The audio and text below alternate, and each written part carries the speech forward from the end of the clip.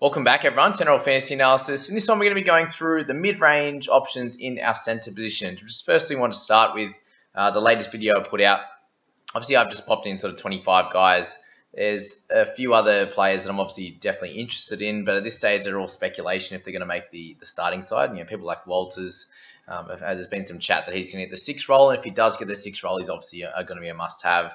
Guys like Corey Pakes, we spoke about a little bit, but and obviously there's guys I have in there right now, someone like a Jack Howarth, Max King. These types of guys they're just people I want in my side, and obviously if that doesn't happen, they don't make the 17, then I'm probably not going to be starting with them. So just be aware of that. Obviously, when you're going through my team there or jumping in the comments, that things will definitely change a lot over this next couple of weeks, and obviously after the trials, but then after the team list, the thing just blows up completely. And it's just want to give everyone a bit of an idea of the types of guys that I was looking to chase, and the guys that could possibly fit. It's guys like Beau Fermor, we don't know enough about at this stage. If he's getting close to 80 minutes, then there's probably definitely some value there. He could be someone at a cheaper price that I could downgrade to upgrade elsewhere. There's a bunch of things that we can do, obviously, and that's not going to be my final team. So just wanted to put that out there at this stage. But our mid-range in our centers, there's a few guys here that are fairly interesting, and I've got a bit of a write-up on a bunch of them at the start, especially around that mid-400s. But we start with Campbell Graham. For me, I just think he holds his value. You lose Reynolds on that right side where he's going to be. Reynolds wasn't getting too many try assists, obviously, last year, when you can tell, with how many Cody Walker got. So obviously a lot of the traffic goes down the left side. With Ilias on his right now, I don't think too much changes, unless they start playing right a bit more, but I'd say a lot of their attack would still center it, down the left. Graham could be getting a bunch of try assists from someone like Latrell if he's, sweeping side to side there. There's definitely some try scoring upside. It's something I wanted to speak about with him.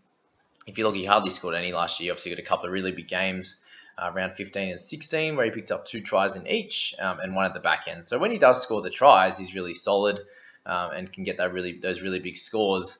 And he's someone that when he doesn't score, he's around that 30 sort of base, right, with the odd tackle break, and odd offload. So he's someone that's solid, but priced at 40, I think you'd need him to be moved to the left-hand side. And if he was, I think he'd get up to about a 600k price point for Graham. But at this stage, with no dual position or anything like that, I think he's a pass for sure. All right, move to Lomax. Someone I'd be probably a little bit more interested in than Campbell Graham. Just the fact that he's one of my favourite players in the game. I think he's super talented. The base isn't incredible, which is a bit of an issue. But he can do a little bit of everything across the park. And if Dragons are going to be playing well, which I think they should be a little bit better, especially during the back end of the year. They just were off the rails after the Paul Vaughan situation. So I think he'll benefit greatly if they're scoring, if they're playing better as a team. He should get more tries and try assists, a little bit more open field. He's going to be kicking more goals. So just think about that. With Lomax, I'd say he probably has close to a 5-point upside. You can see just at the beginning of last year, he scored a couple of tries. They did well in those first few games. He got 6 goals in one of them. He's not someone that has a heap of tackles and a heap of run meters. A lot of games under 100. So that's something to think about with him. But you see he was one of the top clear keepers in 2020. So just remember that, guys, that he can do a bunch of things on the field. A couple of 70s and 87 in there. And then even last year, a couple of, but just fairly consistent, right, to the back end of the year, 45, 53 or 45 in there. 51, 61, a couple of 40s and 30s. So he's someone that's going to be solid, priced at 40. He can definitely do worse than pick up Lomax, but I'd say, you're not going to lose out too much if you don't have him and you want to go for a little bit cheaper. I think is probably a good idea as well.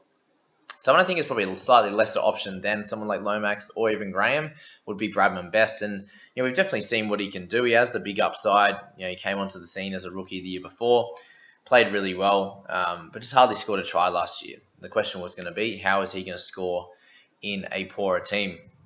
Obviously, last year they were okay, right? They made the 7. He was a little bit in and out, across the season. Played the majority of the first part, missed a bunch, then came back and scored solidly. But again, not many tries. So he definitely has a little bit of upside in that. Did get a bunch of try assists in a few games where he kind of took over and he was the only one doing a lot of really good work.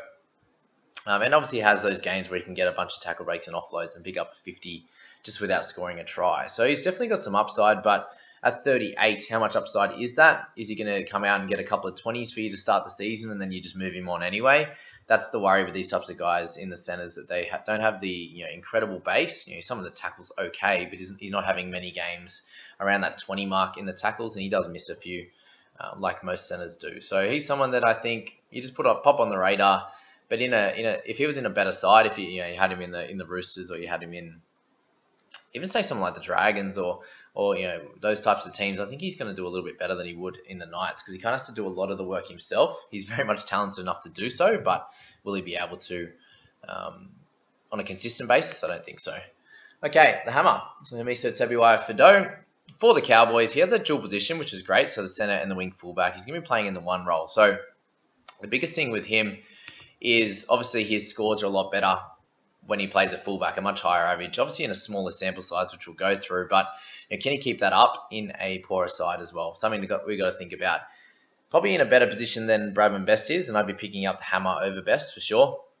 And probably someone like Campbell Graham, I'd have him probably slightly ahead of Lomax or a similar level in terms of that, just because he has that dual position as well. But he's going to be needing those attacking stats. So can he do that?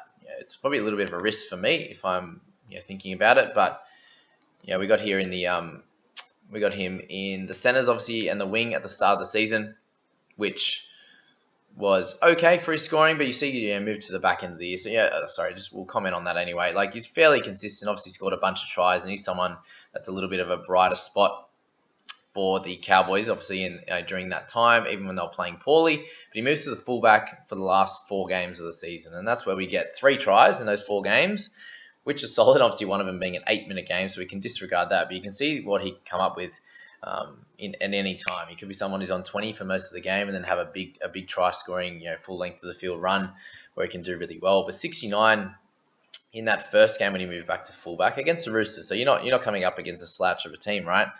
He then played the Eels, the Dragons, and the Eagles. So all pretty solid teams, except for the Dragons at the back end of last year. But decent run meters, obviously tackle breaks a fair bit. He's going to get some kick defusals, hopefully some tries and try assists. So I think you can do worse than picking up someone like Hamiso at that price of 38 for sure. So that's something to think about if you're interested in him. I'm not going to steer you away from him at all.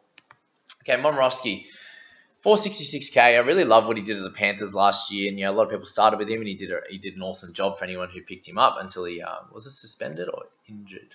Can't remember, but I think you can do it again, especially at the Roosters. My main worry is that it sounds like he's not going to be getting the goal kicking anymore.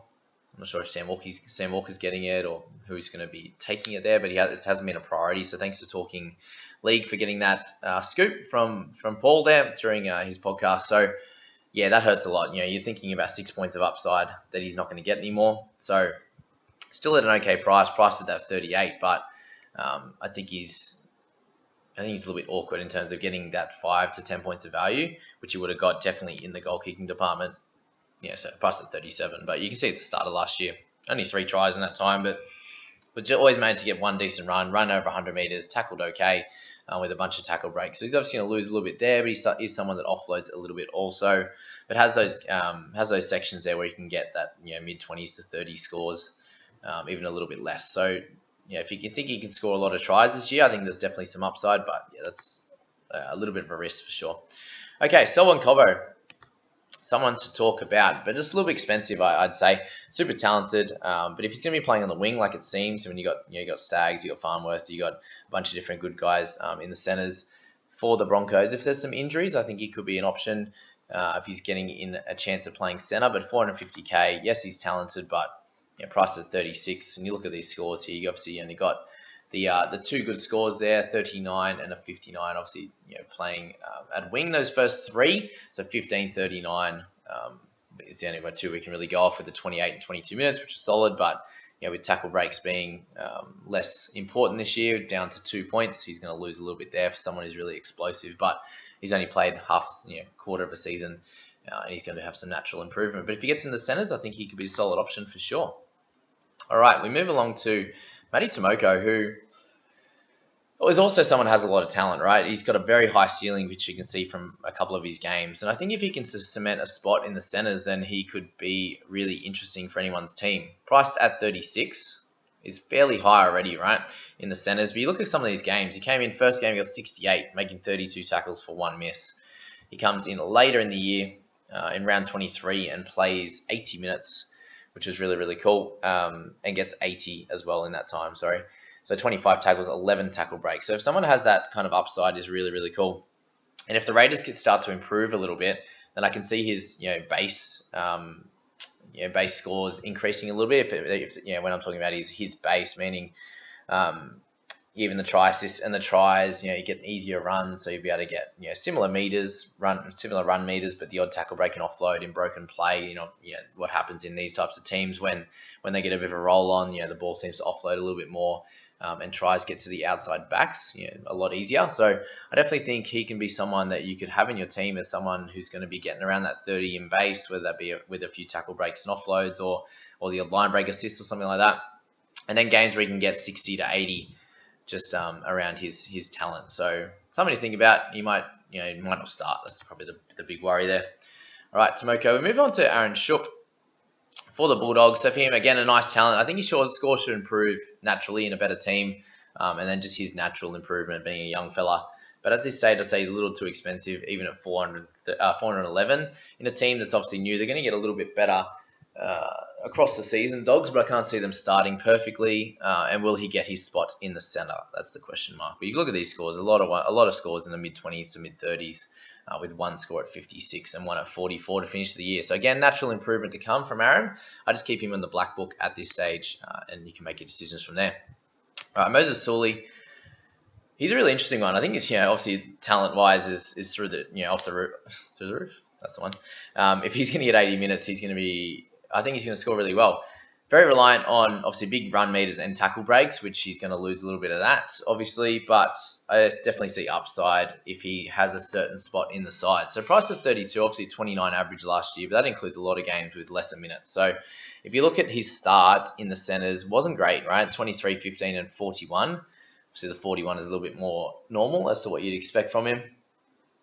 With that, that second game, just not doing much at all. Eight tackles only, so not much was down his side, and 113 meters with no attacking stats. So, you don't want that to be his floor, for example. But if you look at some of his other games, even 48 and a 42 on the wing, so got his run meters, got his tackle breaks, did really well there, and a 34 in the centers for 67 minutes. You look to later on in the year, and he gets a 46 coming off the bench and scoring a couple of tries, but then 61 in that 80 minutes there was really, really cool also. So someone to think about for sure. Priced at 32, you're not going to lose out too much if you decide to go with him. But there's also a bunch of guys that we spoke about in the cash cow videos that could do pretty solidly also. So that's Moses Suli. We move to Sebastian Kris. I don't really want to talk about him. Oh, sorry, I completely missed Gildart. Of course I did.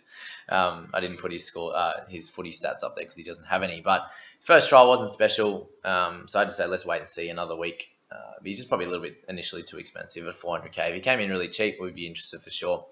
Okay, so now we move to Sebastian Kris. I think he's just a little bit too volatile with Tomoko being better and for fantasy anyway, and he probably is not going to get a starting spot. Not exactly sure at this stage, but you look at him and there's a lot of scores in the mid-20s and 30s, the odd 40 or 50, but that includes a bunch of tries, and he has a lot of tries in his career already, to be fair.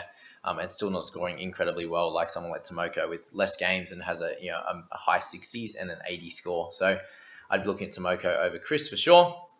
And then our last one for this video, guys, we're going to be going through Pat Herbert. And for me, with him, also very volatile, has talent, but for me, getting a score of -2 in the 80 minutes in the centers is without even a sin bin is just not good enough. 39 meters, 9 tackles, 5 misses, a couple of errors. So yeah, again, not too many scores in the above 50. He's got a couple of 40s there, 62. And then now looking all the way back to 2019. So to go back that far and still only find one game at 60, probably not good enough. Obviously, priced at 31, but just not going to do enough, I don't think, just in the centers. And for the Titans, we're going to be okay, but they're probably going to take a little bit of time to gel with their new spine. So that's that video, guys. I hope you enjoyed that and got a bit out of it. Please hit like, subscribe. Would appreciate all that support. I will pop in the league code for my for the NRL fantasy community analysis community. Again, there's going to be a few prizes for that, which I'll reveal before the start of the season, and also jump into the Discord group. So you have to be in there in that Discord group and be subscribed to the channel to be a part of that. Being able to win those prizes, for example. So I'd appreciate you all if you could jump in there. We've got over 1,300 people in the Discord, so we'd love to see you in there, and we'll talk soon, guys. Have a good day.